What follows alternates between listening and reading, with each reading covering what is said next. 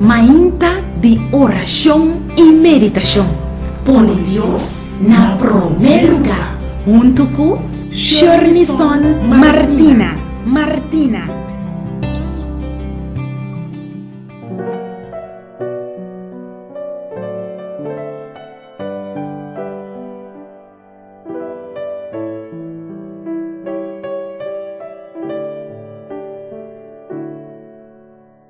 Nos texto de meditación para hoy está guardado en Salmo, el capítulo 73, versículos 25 y 26.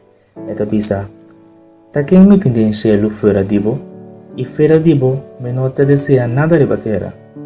Mi carne y mi corazón por falla, mas Dios ta es fortaleza de mi corazón y mi porción para siempre."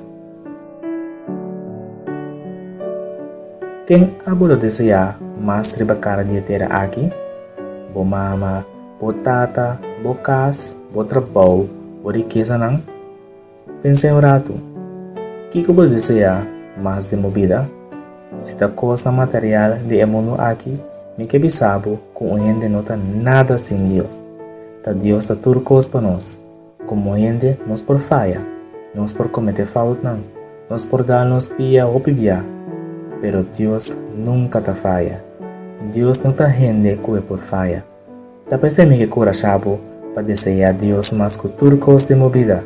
Mas sombra de Deus ta é fortaleza de bo coração e bo porção para sempre.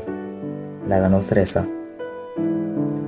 Tata Santo, nós te chamamos danke ave que abre tudo coisa para nós.